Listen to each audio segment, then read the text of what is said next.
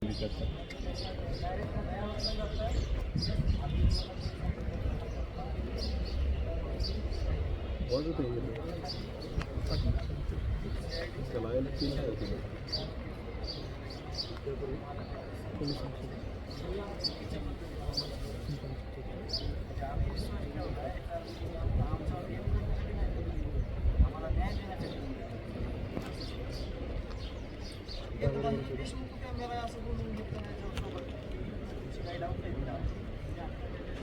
काही धमकी आलेली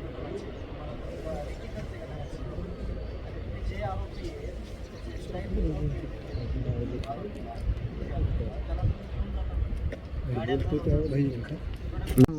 हे म्हणजे मला काहीच इन्क्वायरी करायची नाही किंवा सुदर्शन गुलेचा फोटो दाखवला अटक व्हायच्या अगोदर कसा दिसतोय आता तो मला करायचंय काय कुणाचं नाव तरी घेतलंय का माझ्या भावाचे हत्यारे जेवढे तेवढ्याला फाशी झाली पाहिजे ही माझी प्रमुख मागणी आहे.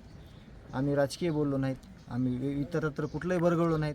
तुम्ही एवढं सगळं म्हणजे 35 दिवसापासून सोबत राहिलात आमच्याच्यानं आम्हाला एक खंत वाटते की आम्ही तुम्हाला म्हणजे आमच्या वर्दळी पुढं तुम्ही जेवलात का, तुम्ही चहा घेतला का, हे आमच्या मनात खंत एवढी की आम्ही तुम्हाला काही म्हणजे सेवा देऊ शकलो नाहीत. आणि आम्ही इतकं करून जर आम्हाला जर ही शेवटला वेळ येत असेल, आम्ही आज म्हणतोय त्याच्यातला एकही गोष्ट खोटी नाही. माझ्या कुठल्याही शिष्टमंडळाला त्यांनी तुम्ही आरोपीचे लोक नेल्यावर आरोपीच्या बाजूनं ते बोलणार आहेत का पीडिताच्या बाजूनं बोलणार आहेत?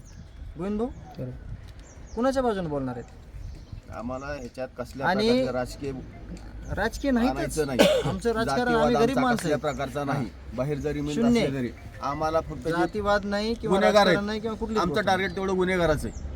बाकीचा समाज कोणता आहे नाही, आमच्या बरोबर तो पण समाज आहे. आम्हाला त्यांचे फोन येतात, बोलतात, सगळ्या गोष्टी होतात. 500 लोक येऊन गेले असते सगळे परळी तालुक्यातले 1000 लोक येऊन गेले असतील इथं फक्त आमचा सगळ्या जाती धर्माचे. आम्ही संतोष देशमुख कुटुंबीय किंवा गाव कुठल्याही राजकारणाला थारा देत नाही, कुठल्याही जातीवादाला थारा देत नाही. आम्ही वेळोवेळी स्पष्ट केलेलं आहे. 1 महिन्यामध्ये आमच्या शिष्टमंडळाला किंवा देशमुख कुटुंबियाला एकही इन्क्वायरीमध्ये घेतलं नाही. CIDचं पहिलं काम काय आहे, जी घटना घडली त्या दिवशी कुटुंबाकडे येतात. काय डाऊट आहे तुम्हाला? बरोबर, तुम्हाला कोणाचे फोन आलते का, तुमचं काही म्हणजे अशी एकही इन्क्वायरी देशमुख कुटुंबियाकडून करून घेतली नाही. आणि जर तुम्ही म्हणत असताल की आम्ही दुःखात आहेत, आम्हाला लोक येतात भेटायला, तर तुम्ही 1 तास रोज वेगळा वेळ द्या. आम्ही त्यावेळेस नाही आलो तर तुम्ही आम्हाला म्हणा की तुम्हाला आम्ही 1 तास बोलत होतो तर आले नाही तुम्ही. असं कुठलीच गोष्ट घडली नाही. कुटुंबियाचा जॉब वगैरे जॉब झाले, जॉब इन्क्वायरी आणि जॉब डिफरंट आहे. मग 11 वाजता बोलणार ना? उशिरानंतर 11चा टायमिंग तुम्हाला समजा 5-10 मिनिट मागे. हो, काय अडचण नाही. तपासाची माहिती कायदा सांगतो की ज्या वेळेस समजा एखादी गोष्ट घडते त्यावेळेस जे समजा ज्यांच्यावर अत्याचारग्रस्त कुटुंब आहे त्या कुटुंबाला ह्या माणसाबद्दल चौकशी तुम्ही काहीच केलेलं नाही ना. कायदा सांगतो की ज्या वेळेस समजा एखादा अत्याचारग्रस्त कुटुंब आहे त्या कुटुंबाला त्या चौकशी संदर्भातली जी माहिती ती माहिती त्यांना देणं बंधनकारक आहे. हे बंधनकारक असतानाही जर तुम्ही जर साहेब कुटुंबाला जर कसल्या प्रकारची माहिती देत नाहीत म्हणजे ह्याचा अर्थ काय आहे? केस डायव्हर्ट करायचा प्रयत्न आहे. ठीक आहे ना, बाकीच्यांना कोणाला लिहू नका, जो फिर्यादी आणि अत्याचारग्रस्त कुटुंब ह्यांना तुम्ही माहिती द्या ना त्या गोष्टीची. बाकीच्याला तुम्ही देऊ नका ना, बाकीचं तुम्ही कोणी मागत बी नाही. आणि मी स्वतः गेलेलो आहे, बीडच्या ऑफिसला 2 वेळेस गेलो, केजला ऑफिसला 2 वेळेस गेलो, जॉब व्यतिरिक्त बरं का. तिथं जे काय घटना घडल्या ते तुम्ही बघितलेले आहे. मला आरोपी पकडायच्या अगोदर असा फोटो दाखवतोय म्हणजे मला आधी धमकी दाखवतोय का तू पण घ्यायचा विषय झाला. काय केलं होतं तुम्हाला? आरोपीचा फोटो दाखवला सुदर्शन गुलेचा, बालाजी तांदळे, त्याच्यावर काही इन्क्वायरी केली CIDने किंवा पोलीस स्टेशनने. लेखी अर्ज आहे, तुम्ही उपलब्ध होईल तुम्हाला गोविंद भाऊ, त्यांना द्या तुम्ही सगळ्यांना. चाललंय काय, तुम्ही पोहोचवा एक गोष्ट.